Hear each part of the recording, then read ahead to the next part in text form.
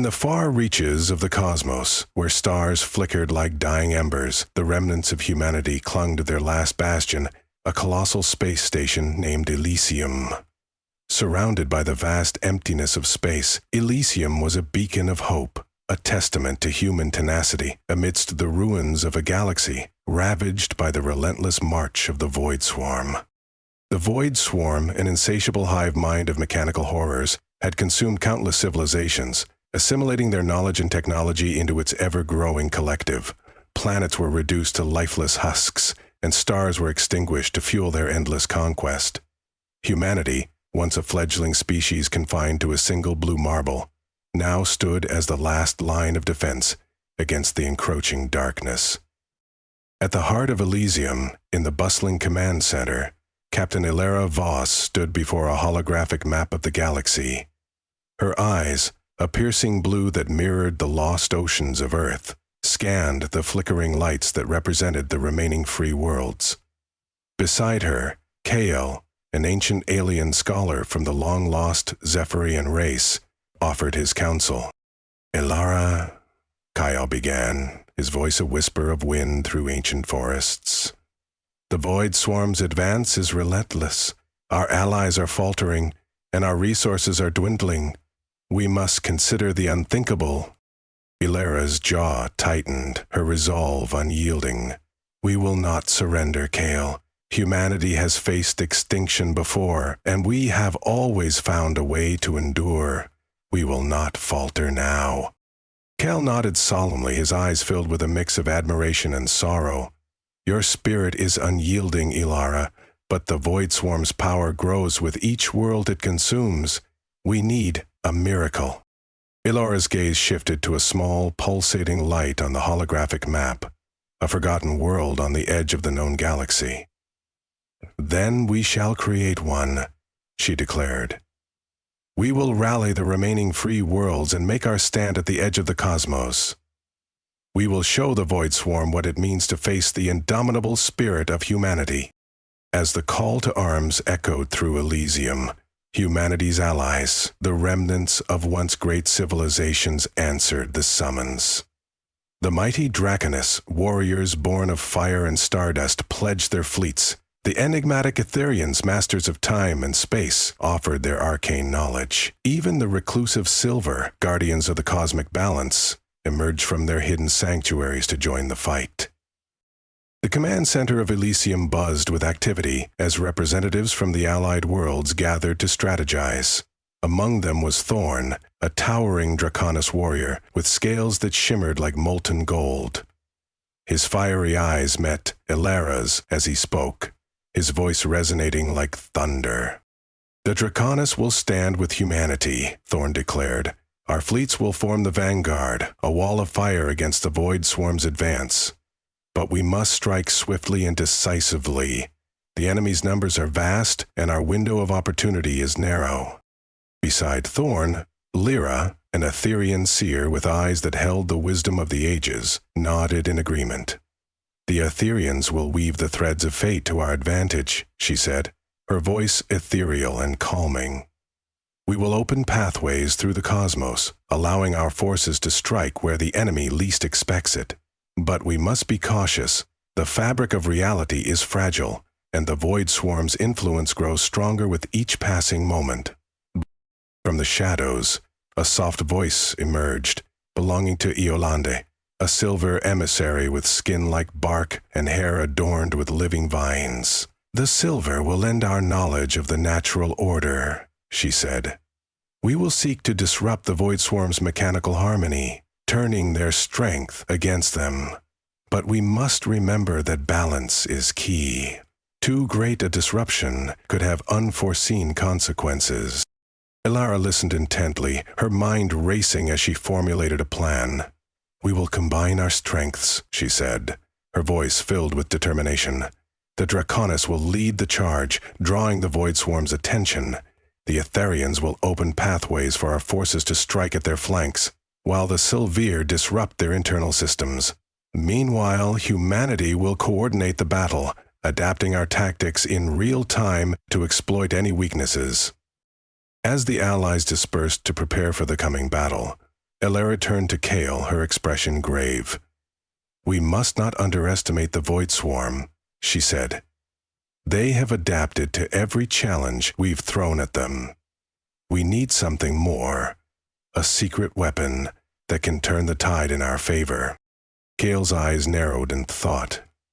"There is a legend among my people," he said, "of an ancient artifact capable of harnessing the power of the cosmos itself.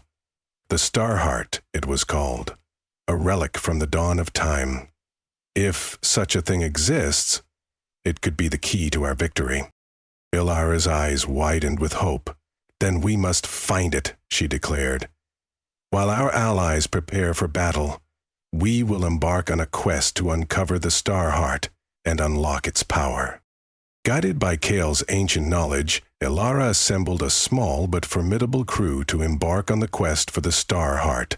Among them were Lieutenant Alexei Kovalev, a seasoned soldier with a cybernetic arm and a heart of steel; Dr. Amara Patel, a brilliant scientist with a knack for deciphering alien technologies; and Zephyr, a mysterious rogue with a shadowy past and an uncanny ability to navigate the cosmic underworld. Their journey took them to the farthest reaches of the galaxy, where they delved into ancient ruins and uncovered long-forgotten secrets. Along the way, they faced countless dangers, from treacherous terrain and deadly creatures to the ever-present threat of the Voidswarm, which seemed to anticipate their every move. As they ventured deeper into the unknown, the crew began to unravel the true nature of the Star Heart. They learned that it was not merely an artifact, but a sentient entity, born from the heart of a dying star. It possessed the power to reshape reality itself, but it could only be wielded by one who proved worthy of its gift. Their quest culminated in a hidden sanctum at the edge of the cosmos, where the Star Heart lay dormant, guarded by a series of trials designed to test the limits of their courage, wisdom, and resolve. One by one, the crew faced their deepest fears and darkest desires, emerging victorious but forever changed by the experience. In the final chamber, Elara stood before the Star Heart, a pulsating orb of pure, radiant light. As she reached out to touch it, she felt a surge of energy coursing through her veins, binding her to the ancient entity. In that moment, she understood the true purpose of the Star Heart, not as a weapon, but as a beacon of hope, a symbol of unity and defiance against the encroaching darkness. As Elara and her crew returned to Elysium, the Allied fleets gathered at the edge of the galaxy, preparing for the final confrontation with the Voidswarm. The cosmic storm raged around them, a swirling maelstrom of energy and chaos that threatened to consume them all. The battle began with a deafening roar, as the Draconis fleets charged headlong into the Voidswarm's ranks, their weapons blazing like miniature suns. The enemy swarmed around them, a writhing mass of metal and malice, but the Draconis held firm, their resolve unbroken. Meanwhile, the Etherians wove their arcane magic, opening pathways through the cosmos that allowed the Allied forces to strike at the heart of the Voidswarm's formation. The Sylvier, working in concert with the Etherians, unleashed a barrage of disruptive energies, turning the enemy's mechanical systems against them. At the heart of the battle, Elara stood on the bridge of the Dauntless, her eyes aglow with the power of the Star Heart. She could see the ebb and flow of the battle as if it were a living thing, its pulse beating in time with her own heart. With each passing moment, she grew more attuned to the ancient entity, her every command amplified by its limitless power. As the battle raged on, the Voidswarm began to adapt, its hive mind evolving new strategies to counter the Allies' assault. But Elara was ready, her tactical genius enhanced by the Star Heart's omniscience. She issued a steady stream of orders, her voice calm and measured, as she guided her forces through the ever-shifting landscape of the battle. In the heat of the fight, a massive Voidswarm dreadnought emerged from the chaos, its hull bristling with weapons and its engines burning like twin stars. It bore down on the Dauntless, its guns blazing. But Elara stood her ground, her eyes locked on the monstrous vessel. With a thought, she unleashed the full power of the Starheart, a wave of pure, radiant energy that tore through the dreadnought like a knife through paper. The enemy vessel shuddered and groaned, its hull buckling under the onslaught, before finally succumbing to the inevitable and exploding in a blinding flash of light. The destruction of the dreadnought marked a turning point in the battle, as the Allies rallied around the Dauntless and pressed their advantage. The Voidswarm, for the first time in its relentless conquest, began to falter, its once unstoppable advance grinding to a halt in the face of the Allies' renewed onslaught. But the enemy was not yet defeated, and it would not go down without a fight.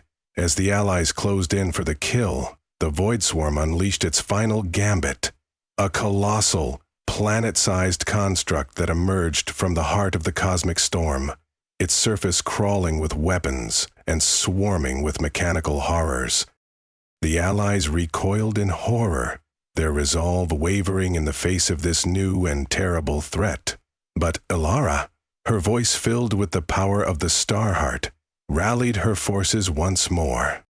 "We have come too far to falter now," she declared, her eyes blazing with determination. "We will not let this monstrosity stand in our way. Together, we will tear it down and cast its remains into the void." With a roar of defiance, the Allies charged, their weapons blazing as they threw themselves against the enemy construct. The battle raged on for what felt like an eternity, as the Allies fought their way through wave after wave of mechanical horrors, their every step contested by the Voidswarm's relentless defenders. But slowly, surely, they began to gain ground, their combined might wearing down the enemy's defenses. As they fought their way to the heart of the construct, they discovered the source of the Voidswarm's power, a pulsating core of pure, malevolent energy, the embodiment of the hive mind that controlled the mechanical horde. With a final, desperate effort, the Allies unleashed their combined might, their weapons and abilities merging into a single devastating blast that tore through the heart of the construct and consumed the Voidswarm's core. The enemy's defenses crumbled, and its mechanical minions fell silent, their lifeless husks drifting aimlessly through the void. In the aftermath of the battle, the Allies gathered around the Dauntless, their faces etched with the weariness of war, but their spirits unbroken. They had faced the unstoppable, the insurmountable, and they had emerged victorious. The Voidswarm, the scourge of the galaxy, had been vanquished, its reign of terror brought to an end by the indomitable spirit of humanity and its allies. As the cosmic storm subsided, revealing the stark beauty of the galaxy beyond, Elara stood before her comrades, her eyes filled with gratitude and hope.